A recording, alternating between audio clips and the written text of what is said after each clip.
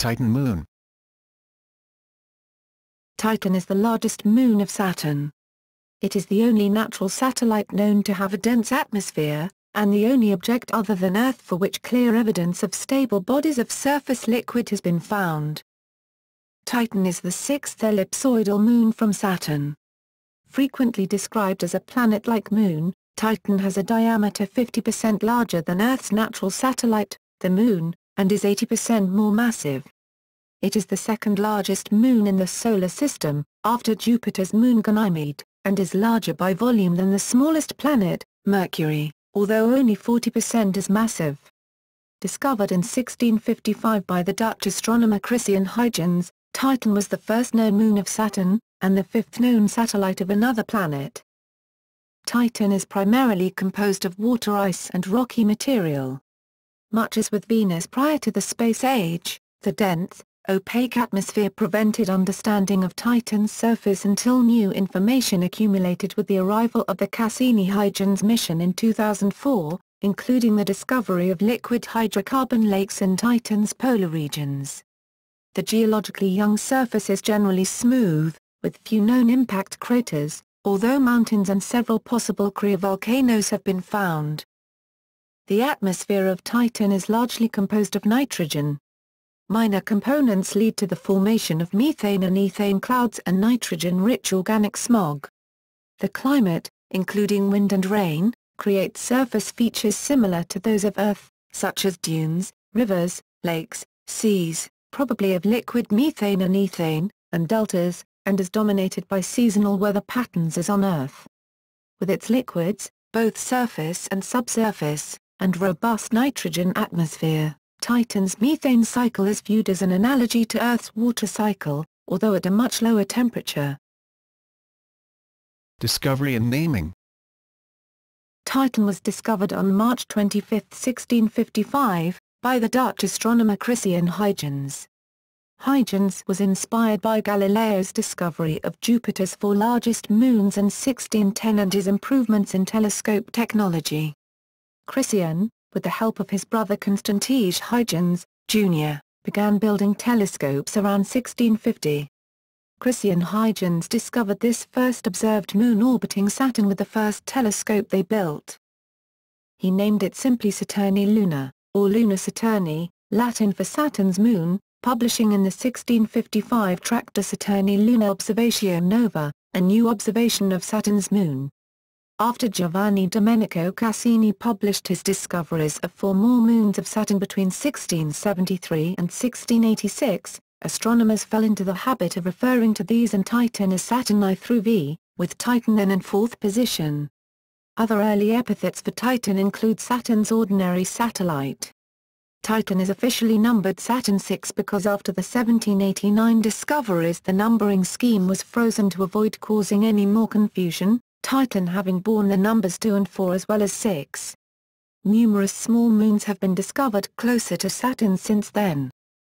The name Titan, and the names of all 7 satellites of Saturn then known, came from John Herschel, son of William Herschel, discoverer of Mimas and Enceladus, in his 1847 publication Results of Astronomical Observations Made at the Cape of Good Hope. He suggested the names of the mythological Titans, ancient Greek, Titan, sisters and brothers of Cronus, the Greek Saturn. In Greek mythology, the Titans were a race of powerful deities, descendants of Gaia and Uranus, that ruled during the legendary Golden Age. Orbit and rotation. Titan orbits Saturn once every 15 days and 22 hours. Like many of the other satellites of the gas giants and the Moon, its rotational period is identical to its orbital period. Titan is thus tidally locked in synchronous rotation with Saturn, and always shows one face to the planet. Because of this, there is a sub-Saturnian point on its surface, from which the planet would appear to hang directly overhead. Longitudes on Titan are measured westward from the meridian passing through this point. Its orbital eccentricity is 0.0288, and the orbital plane is inclined 0.348 degrees relative to the Saturnian equator. Viewed from Earth, Titan reaches an angular distance of about 20 Saturn radii, just over 1,200,000 kilometers, 750,000 miles from Saturn and subtends a disk 0.8 arcseconds in diameter. The small, irregularly shaped satellite Hyperion is locked in a 3-4 orbital resonance with Titan. A slow and smooth evolution of the resonance, in which Hyperion would have migrated from a chaotic orbit, is considered unlikely, based on models.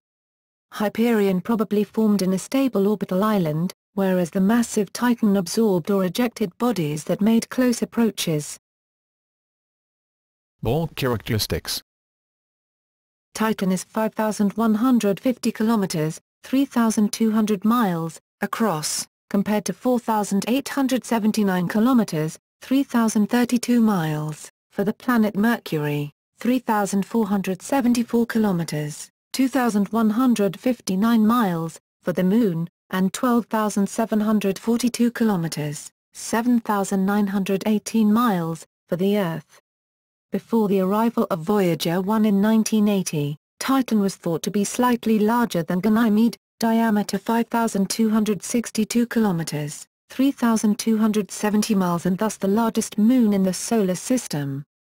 This was an overestimation caused by Titan's dense, opaque atmosphere, which extends many kilometers above its surface and increases its apparent diameter.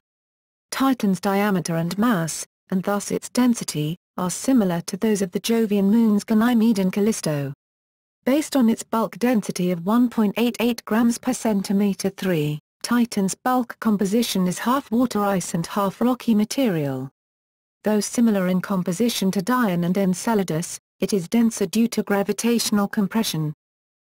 Titan is likely differentiated into several layers with a 3,400 kilometer, 2,100 miles, rocky center surrounded by several layers composed of different crystal forms of ice.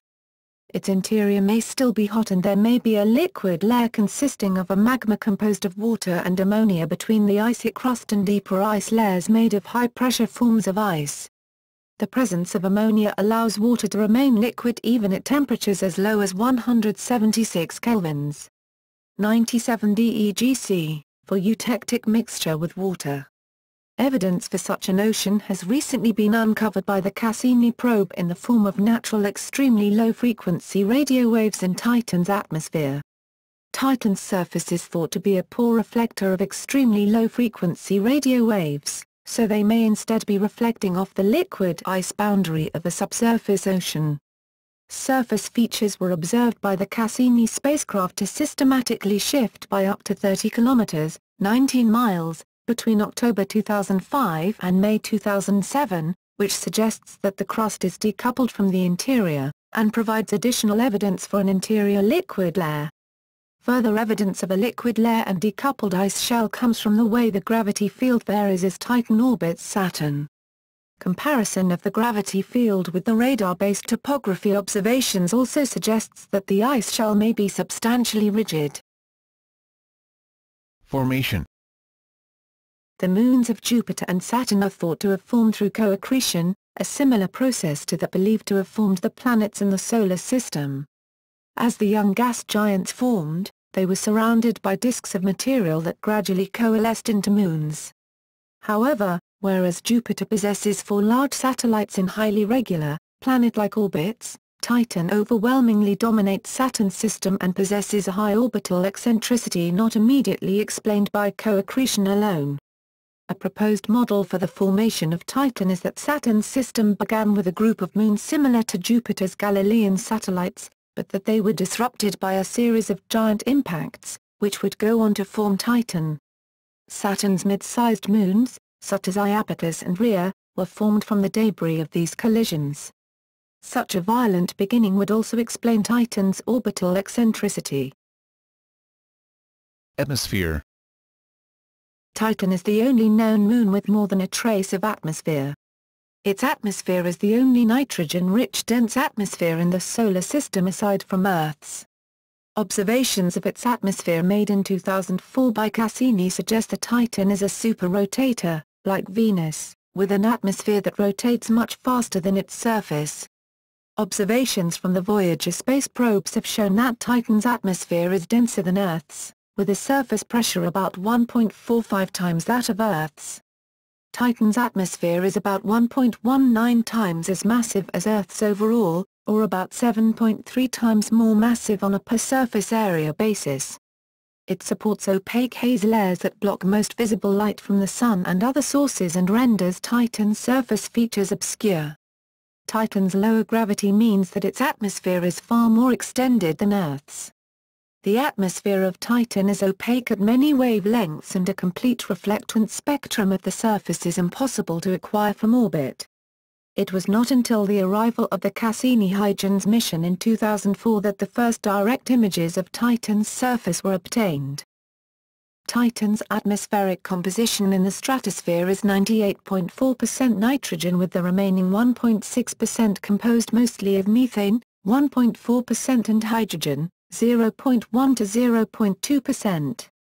There are trace amounts of other hydrocarbons, such as ethane, diacetylene, methylacetylene, acetylene and propane, and of other gases, such as cyanoacetylene, hydrogen cyanide, carbon dioxide, carbon monoxide, cyanogen, argon and helium.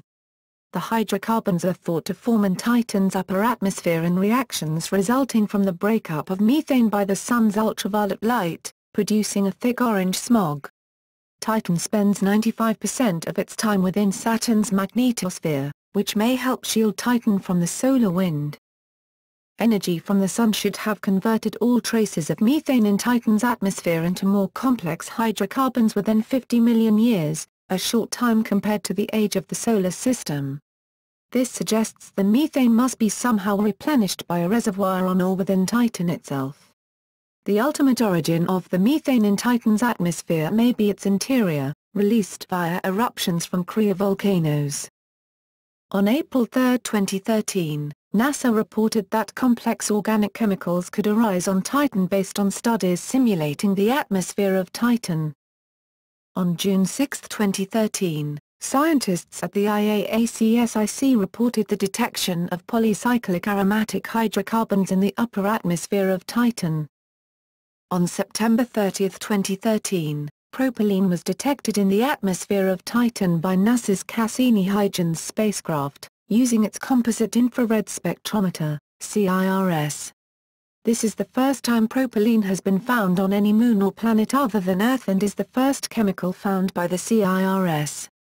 The detection of propylene fills a mysterious gap in observations that date back to NASA's Voyager spacecraft's first close flyby of the Moon in 1980, during which it was discovered that many of the gases that make up Titan's hazy brown-colored haze were hydrocarbons, theoretically formed via the recombination of radicals formed by the ultraviolet photolysis of methane, the second most common gas in Titan's atmosphere. The probe discovered propane, the heaviest member of the three-carbon family, and propyne, the lightest member of that family, but did not see propane. Climate. Titan's surface temperature is about 94 kelvins, 179.2 DEGC. At this temperature, water ice has an extremely low vapor pressure, so the little water vapor present appears limited to the stratosphere. Titan receives about 1% of the amount of sunlight that Earth gets. Atmospheric methane creates a greenhouse effect on Titan's surface, without which Titan would be far colder.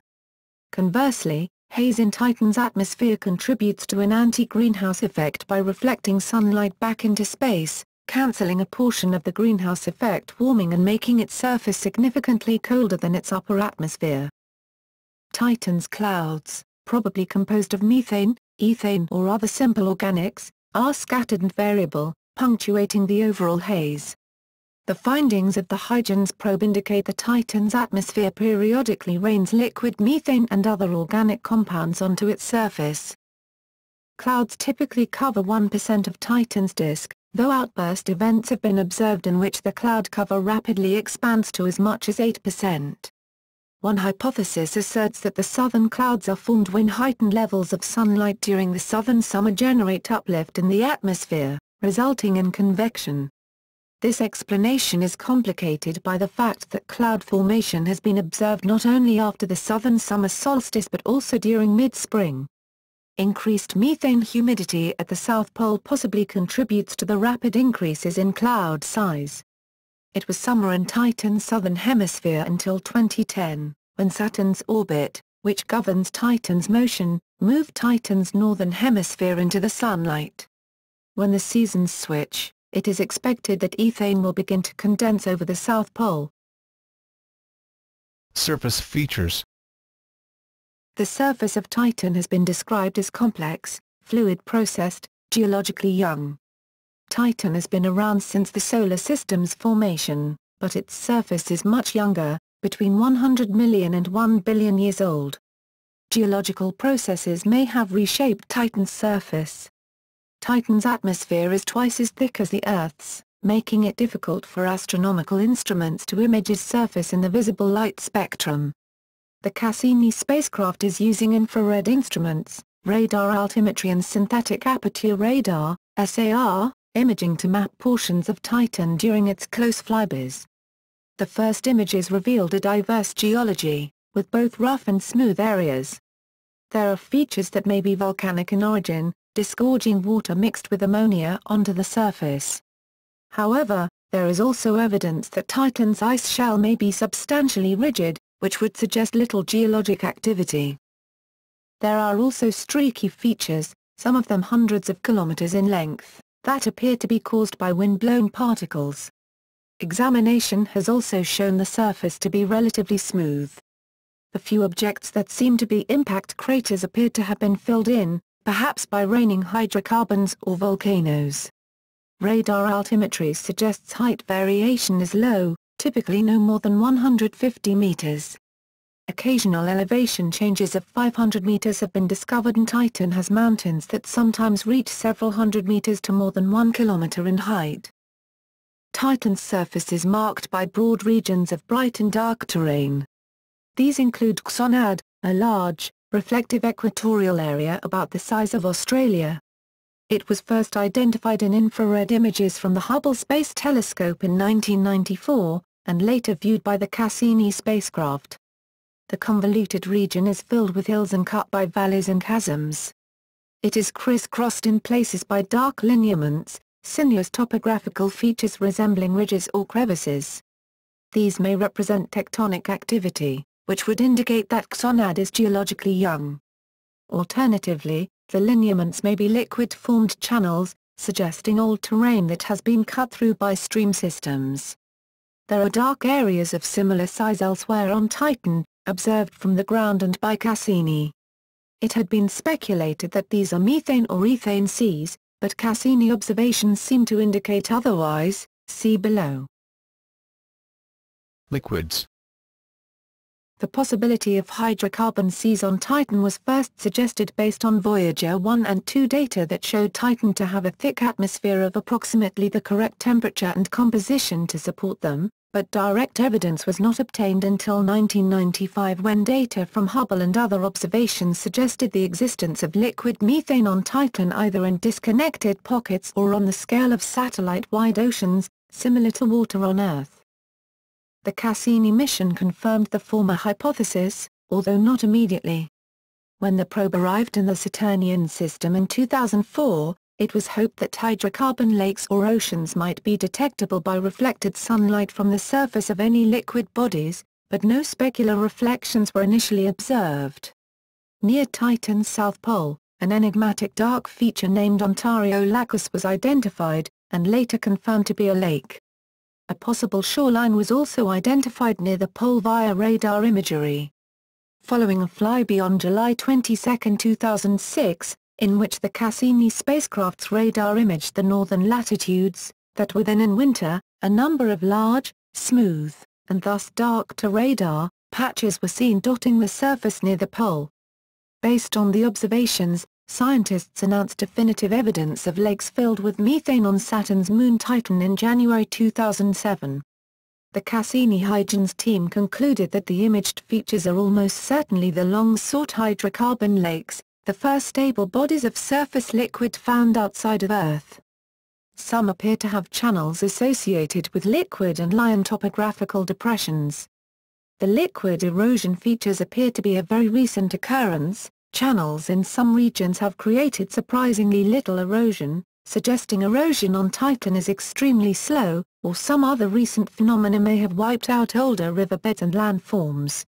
Overall, the Cassini radar observations have shown that lakes cover only a few % of the surface, making Titan much drier than Earth. Although most of the lakes are concentrated near the poles, where the relative lack of sunlight prevents evaporation, a number of long-standing hydrocarbon lakes in the equatorial desert regions have also been discovered, including one near the Huygens landing site in the Shangri-La region, which is about half the size of Utah's Great Salt Lake. The equatorial lakes are probably oases, that is, the likely supplier is underground aquifers. In June 2008, the visual and infrared mapping spectrometer on Cassini confirmed the presence of liquid ethane beyond doubt in Ontario Lacus. On December 21, 2008, Cassini passed directly over Ontario Lacus and observed specular reflection in radar. The strength of the reflection saturated the probe's receiver, indicating that the lake level did not vary by more than 3 mm, implying either that surface winds were minimal, or the lake's hydrocarbon fluid is viscous.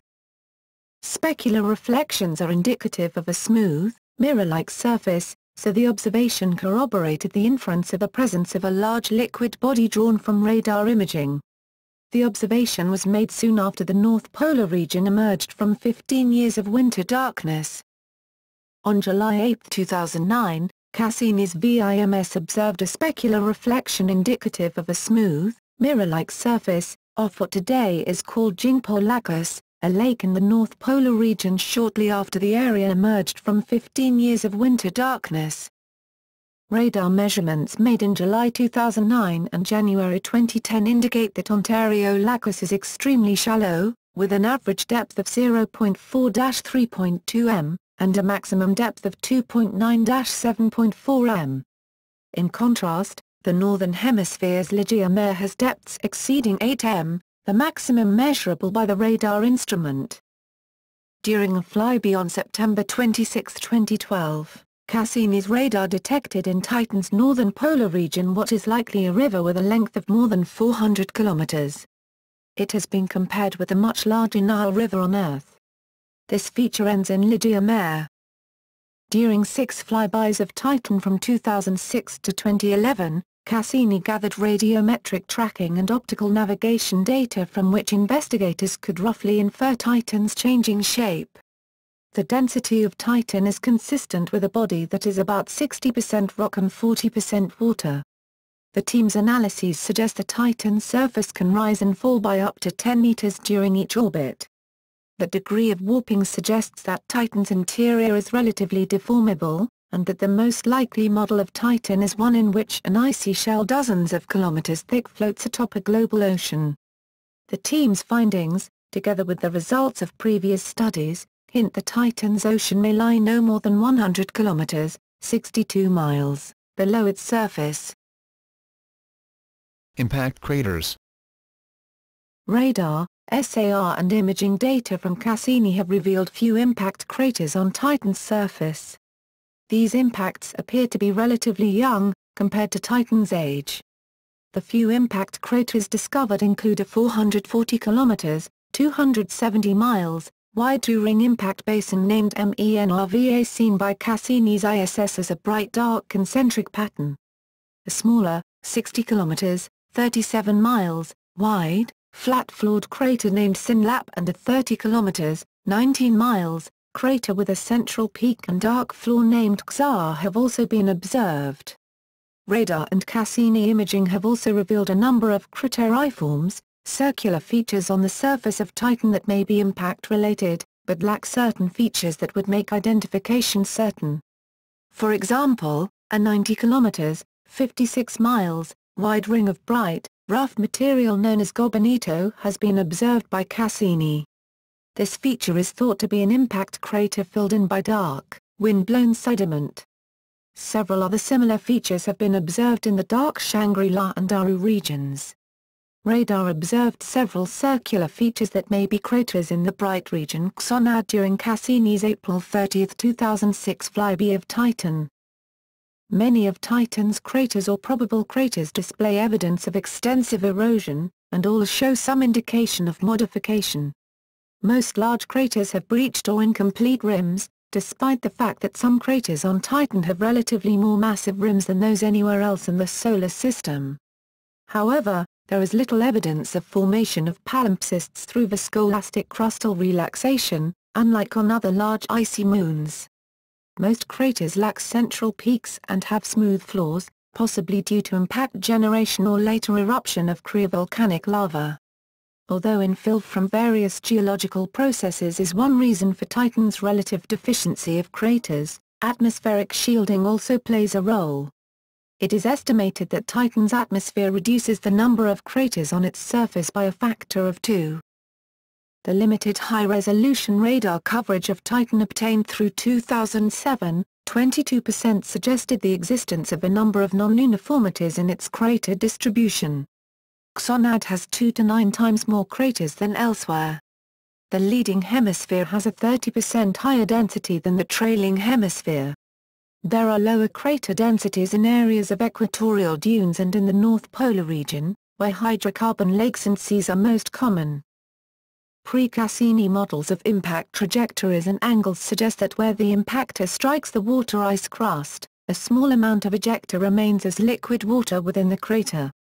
It may persist as liquid for centuries or longer, sufficient for the synthesis of simple precursor molecules to the origin of life. Cryovolcanism and mountains. Scientists have long speculated that conditions on Titan resemble those of early Earth, though at a much lower temperature. The detection of argon-40 in the atmosphere in 2004 indicated that volcanoes had spawned plumes of lava composed of water and ammonia.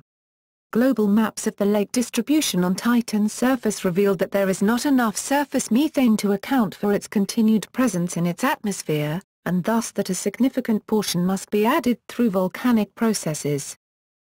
Still, there is a paucity of surface features that can be unambiguously interpreted as cryovolcanoes. One of the first of such features revealed by Cassini radar observations in 2004, called Huygens macula, resembles the geographic features called pancake domes found on Venus, and was thus initially thought to be cryovolcanic in origin, although the American Geophysical Union refuted this hypothesis in December 2008. The feature was found to be not a dome at all, but appeared to result from accidental combination of light and dark patches. In 2004, Cassini also detected an unusually bright feature, called Tortola facula, which was interpreted as a cryovolcanic dome. No similar features have been identified as of 2010.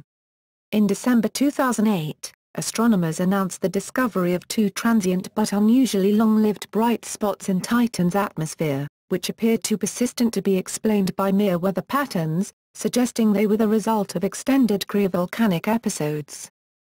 In March 2009, structures resembling lava flows were announced in a region of Titan called Hotiarchus, which appears to fluctuate in brightness over several months. Though many phenomena were suggested to explain this fluctuation, the lava flows were found to rise 200 meters, 660 feet, above Titan's surface, consistent with it having been erupted from beneath the surface. A mountain range measuring 150 kilometers, 93 miles long, 30 kilometers, 19 miles wide and 1.5 kilometers, 0.93 miles high was also discovered by Cassini in 2006. This range lies in the southern hemisphere and is thought to be composed of icy material and covered in methane snow. The movement of tectonic plates, perhaps influenced by a nearby impact basin, could have opened a gap through which the mountain's material upwelled. Prior to Cassini, scientists assumed that most of the topography on Titan would be impact structures, yet these findings reveal that similar to Earth, the mountains were formed through geological processes. In December 2010, the Cassini mission team announced the most compelling possible cryovolcano yet found. Named Sutra Portera, it is one in a chain of at least 3 mountains, each between 1,000 and 1,500 m in height, several of which are topped by large craters. The ground around their bases appears to be overlaid by frozen lava flows. If volcanism on Titan really exists, the hypothesis is that it is driven by energy released from the decay of radioactive elements within the mantle, as it is on the Earth. Magma on Earth is made of liquid rock, which is less dense than the solid rocky crust through which it erupts. Because ice is less dense than water, Titan's watery magma would be denser than its solid icy crust. This means that cryovolcanism on Titan would require a large amount of additional energy to operate, possibly via tidal flexing from nearby Saturn. Alternatively, the pressure necessary to drive the cryovolcanoes may be caused by ice underplating Titan's outer shell. The low-pressure ice, overlaying a liquid layer of ammonium sulfate, ascends buoyantly, and the unstable system can produce dramatic plume events. Titan is resurfaced through the process by grain-sized ice and ammonium sulfate ash, which helps produce a wind-shaped landscape and sand dune features. In 2008, Geoffrey Moore, planetary geologist of Ames Research Center, proposed an alternate view of Titan's geology. Noting that no volcanic features had been unambiguously identified on Titan so far, he asserted that Titan is a geologically dead world, whose surface is shaped only by impact cratering, fluvial and aeolian erosion, mass wasting and other exogenic processes. According to this hypothesis, methane is not emitted by volcanoes but slowly diffuses out of Titan's cold and stiff interior. Huygens macula may be an eroded impact crater with a dark dune in the center. The mountainous ridges observed in some regions can be explained as heavily degraded scarps of large multi-ring impact structures or as a result of the global contraction due to the slow cooling of the interior. Even in this case, Titan may still have an internal ocean made of the eutectic water-ammonia mixture with a temperature of 176 kelvins. 97 DEGC, which is low enough to be explained by the decay of radioactive elements in the core. The bright Xonad terrain may be a degraded heavily cratered terrain similar to that observed on the surface of Callisto. Indeed, were it not for its lack of an atmosphere, Callisto could serve as a model for Titan's geology in this scenario. Geoffrey Moore even called Titan Callisto with weather. Dark terrain. In the first images of Titan's surface taken by Earth-based telescopes in the early 2000s, large regions of dark terrain were revealed straddling Titan's equator. Prior to the arrival of Cassini, these regions were thought to be seas of organic matter like tar or liquid hydrocarbons. Radar images captured by the Cassini spacecraft have instead revealed some of these regions to be extensive plains covered in longitudinal sand dunes, up to 330 feet, 100 m, high about a kilometer wide, and tens to hundreds of kilometers long. The longitudinal, or linear, dunes are presumed to be formed by moderately variable winds that either follow one mean direction or alternate between two different directions. Dunes of this type are always aligned with average wind direction. In the case of Titan, steady zonal, eastward, winds combine with variable tidal winds, approximately 0.5 meters per second. The tidal winds are the result of tidal forces from Saturn on Titan's atmosphere, which are 400 times stronger than the tidal forces of the Moon on Earth and tend to drive wind toward the equator. This wind pattern causes sand dunes to build up in long parallel lines aligned west to east. The dunes break up around mountains, where the wind direction shifts. The sand on Titan is likely not made up of small grains of silicates like the sand on Earth, but rather might have formed when liquid methane rained and eroded the ice bed rock, possibly in the form of flash floods. Alternatively, the sand could also have come from organic solids produced by photochemical reactions in Titan's atmosphere. Studies of dunes composition in May 2008 revealed that they possess less water than the rest of Titan, and are most likely to derive from organic material clumping together after raining onto the surface. Observation and exploration. Titan is never visible to the naked eye, but can be observed through small telescopes or strong binoculars. Amateur observation is difficult because of the proximity of Titan to Saturn's brilliant globe and ring system. An occulting bar, covering part of the eyepiece and used to block the bright planet, greatly improves viewing. Titan has a maximum apparent magnitude of +8.2, and mean opposition magnitude 8.4. This compares to +4.6 for the similarly sized Ganymede, in the Jovian system. Observations of Titan prior to the space age were limited. In 1907, Spanish astronomer Josep Comas Soler observed limb darkening of Titan, the first evidence that the body has an atmosphere. In 1944, Gerard P. Cooper used a spectroscopic technique to detect an atmosphere of methane. The first probe to visit the Saturnian system was Pioneer 11 in 1979, which confirmed that Titan was probably too cold to support life. It took images of Titan, including Titan and Saturn together in mid to late 1979. The quality was soon surpassed by the two Voyagers, but Pioneer 11 provided data for everyone to prepare with. Titan was examined by both Voyager 1 and 2 in 1980 and 1981, respectively. Voyager 1's course was diverted specifically to make a closer pass of Titan. Unfortunately, the craft did not possess any instruments that could penetrate Titan's haze, an unforeseen factor. Many years later, intensive digital processing of images taken through Voyager 1's orange filter did reveal hints of the light and dark features now known as Xonad and Shangri-La, but by then they had already been observed in the infrared by the Hubble Space Telescope. Voyager 2 took only a cursory look at Titan.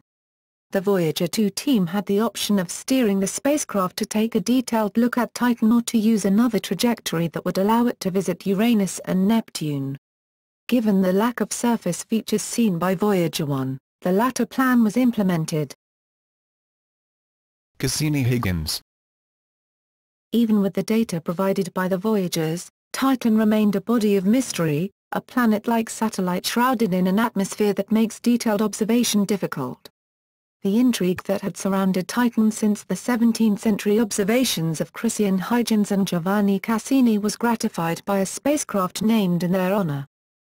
The Cassini-Huygens spacecraft reached Saturn on July 1, 2004, and has begun the process of mapping Titan's surface by radar. A joint project of the European Space Agency, ESA, and NASA, Cassini-Huygens has proved a very successful mission.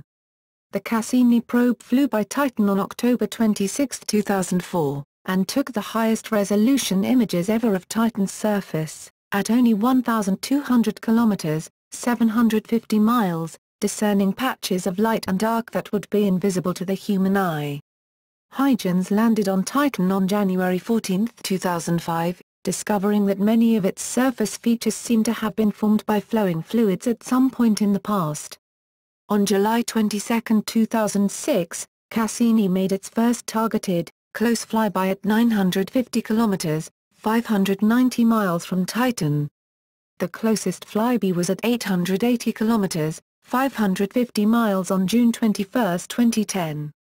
Present liquid on the surface has been found in abundance in the North Polar region, in the form of many lakes and seas discovered by Cassini. Titan is the most distant body from Earth and the second moon in the Solar System to have a space probe land on its surface. Huygens landing site. On January 14, 2005, the Huygens probe landed on the surface of Titan, just off the easternmost tip of a bright region now called Adire. The probe photographed pale hills with dark rivers running down to a dark plain. Current understanding is that the hills, also referred to as highlands, are composed mainly of water ice. Dark organic compounds, created in the upper atmosphere by the ultraviolet radiation of the Sun, may rain from Titan's atmosphere. They are washed down the hills with the methane rain and are deposited on the plains over geological time scales. After landing, Huygens photographed a dark plain covered in small rocks and pebbles, which are composed of water ice. The two rocks just below the middle of the image on the right are smaller than they may appear. The left-hand one is 15 centimeters across, and the one in the center is 4 centimeters across, at a distance of about 85 centimeters from Huygens. There is evidence of erosion at the base of the rocks, indicating possible fluvial activity. The surface is darker than originally expected, consisting of a mixture of water and hydrocarbon ice. The assumption is that the soil visible in the images is precipitation from the hydrocarbon haze above. In March 2007, NASA, ESA, and COSPA decided to name the Huygens landing site the Hubert Curien Memorial Station in memory of the former president of the ESA. Proposed or conceptual missions. There have been several conceptual missions proposed in recent years for returning a robotic space probe to Titan. Initial conceptual work has been completed for such missions by NASA, the ESA and JPL. At present, none of these proposals have become funded missions. The Titan-Saturn System Mission, TSSM, was a joint NASA-ESA proposal for exploration of Saturn's moons. It envisions a hot air balloon floating in Titan's atmosphere for 6 months. It was competing against the Europa-Jupiter System Mission, EJSM, proposal for funding. In February 2009 it was announced that ESA-NASA had given the EJSM mission priority ahead of the TSSM, although TSSM was still considered for a later launch date. These plans were put on hold when NASA left the program in 2012. There was also a notional concept for a Titan Mare Explorer, TIME, which would be a low-cost lander that would splash down in a lake in Titan's northern hemisphere and float on the surface of the lake for 3 to 6 months. In 2012, however, NASA chose to fund the Mars probe InSight instead of TIME, rendering the Titan probe's future uncertain. Another mission to Titan proposed in early 2012 by Jason Barnes, a scientist at the University of Idaho, is the Aerial Vehicle for In Situ and Airborne Titan Reconnaissance, AVIAT, an unmanned plane, or drone, that would fly through Titan's atmosphere and take high-definition images of the surface of Titan. NASA did not approve the requested $715 million, however, and the future of the project is uncertain. Another lake lander project was proposed in late 2012 by the Spain-based private engineering firm SENER and the Centro de Astrobiología in Madrid. The concept probe is called Titan Lake In Situ Sampling Propelled Explorer, TALISE. The major difference compared to the TIME probe would be that TALISE is envisioned with its own propulsion system and would therefore not be limited to simply floating on the lake it splashes down on. Prebiotic conditions and search for life. Titan is thought to be a prebiotic environment rich in complex organic chemistry with a possible subsurface liquid ocean serving as a biotic environment. Although the Cassini-Huygens mission was not equipped to provide evidence for biosignatures or complex organic compounds, it showed an environment on Titan that is similar, in some ways, to ones theorized for the primordial Earth. Scientists surmised that the atmosphere of early Earth was similar in composition to the current atmosphere on Titan, with the important exception of a lack of water vapor on Titan. Formation of complex molecules. The Miller-Urey experiment and several following experiments have shown that with an atmosphere similar to that of Titan and the addition of UV radiation, complex molecules and polymer substances like tholins can be generated. The reaction starts with dissociation of nitrogen and methane, forming hydrogen cyanide and acetylene. Further reactions have been studied extensively. In October 2010, Sarah Horst of the University of Arizona reported finding the 5 nucleotide bases, building blocks of DNA and RNA, among the many compounds produced when energy was applied to a combination of gases like those in Titan's atmosphere. Horst also found amino acids, the building blocks of protein. She said it was the first time nucleotide bases and amino acids had been found in such an experiment without liquid water being present. On April 3, 2013, NASA reported that complex organic chemicals could arise on Titan based on studies simulating the atmosphere of Titan. Possible subsurface habitats. Laboratory simulations have led to the suggestion that enough organic material exists on Titan to start a chemical evolution analogous to what is thought to have started life on Earth. Although the analogy assumes the presence of liquid water for longer periods than is currently observable, several theories suggest that liquid water from an impact could be preserved under a frozen isolation layer. It has also been theorized that liquid ammonia oceans could exist deep below the surface. Another model suggests an ammonia water solution as much as 200 kilometers, 120 miles, deep beneath a water ice crust with conditions that, although extreme by terrestrial standards, are such that life could indeed survive. Heat transfer between the interior and upper layers would be critical in sustaining any subsurface oceanic life. Detection of microbial life on Titan would depend on its biogenic effects. That the atmospheric methane and nitrogen might be of biological origin has been examined, for example. Methane and life at the surface. It has been suggested that life could exist in the lakes of liquid methane on Titan, just as organisms on Earth live in water. Such creatures would inhale H2 in place of O2, metabolize it with acetylene instead of glucose, and exhale methane instead of carbon dioxide. Although all living things on Earth, including methanogens, use liquid water as a solvent, it is speculated that life on Titan might instead use a liquid hydrocarbon, such as methane or ethane. Water is a stronger solvent than methane. However, water is also more chemically reactive, and can break down large organic molecules through hydrolyses. A life form whose solvent was a hydrocarbon would not face the risk of its biomolecules being destroyed in this way. In 2005, astrobiologist Chris McKay argued that if methanogenic life did exist on the surface of Titan, it would likely have a measurable effect on the mixing ratio in the Titan troposphere. Levels of hydrogen and acetylene would be measurably lower than otherwise expected. In 2010, Darrell Spell, from Johns Hopkins University, identified a greater abundance of molecular hydrogen in the upper atmospheric layers of Titan compared to the lower layers, arguing for a downward flow at a rate of roughly 1025 molecules per second and disappearance of hydrogen near Titan's surface. As Spell noted, his findings were in line with the effects McKay had predicted if methanogenic life forms were present. The same year, another study showed low levels of acetylene on Titan's surface, which were interpreted by McKay as consistent with the hypothesis of organisms consuming hydrocarbons.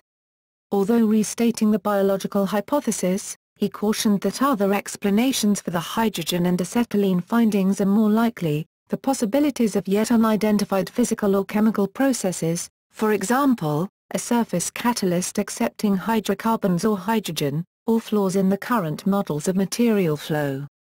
Composition data and transport models need to be substantiated, and per Occam's razor, a physical or chemical explanation is preferred a priori over one of biology, given the simplicity of chemical catalysts versus the complexity of biological forms.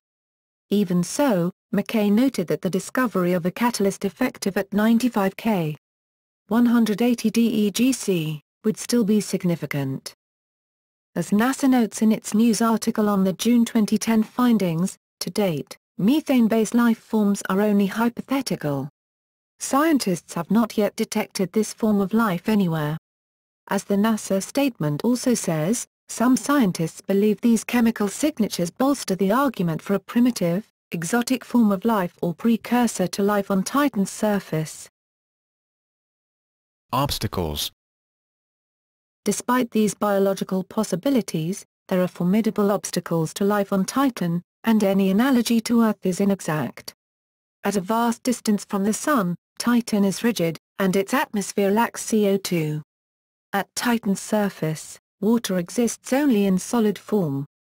Because of these difficulties, scientists such as Jonathan Lunin have viewed Titan less as a likely habitat for life, than as an experiment for examining theories on the conditions that prevailed prior to the appearance of life on Earth. Although life itself may not exist, the prebiotic conditions on Titan and the associated organic chemistry remain of great interest in understanding the early history of the terrestrial biosphere. Using Titan as a prebiotic experiment involves not only observation through spacecraft, but laboratory experiment, and chemical and photochemical modeling on Earth. Panspermia hypothesis. It is hypothesized that large asteroid and cometary impacts on Earth's surface may have caused fragments of microbe-laden rock to escape Earth's gravity, suggesting the possibility of panspermia. Calculations indicate that a number of these would encounter many of the bodies in the Solar System, including Titan. On the other hand, Jonathan Lunin has argued that any living things in Titan's cryogenic hydrocarbon lakes would need to be so different chemically from Earth life that it would not be possible for one to be the ancestor of the other. Future conditions. Conditions on Titan could become far more habitable in the far future. 5 billion years from now, as the Sun becomes a red giant, surface temperatures could rise enough for Titan to support liquid water on its surface, making it habitable. As the Sun's ultraviolet output decreases, the haze in Titan's upper atmosphere will be depleted, lessening the anti-greenhouse effect on the surface and enabling the greenhouse created by atmospheric methane to play a far greater role. These conditions together could create a habitable environment, and could persist for several 100 million years. This was sufficient time for simple life to evolve on Earth, although the presence of ammonia on Titan would cause chemical reactions to proceed more slowly.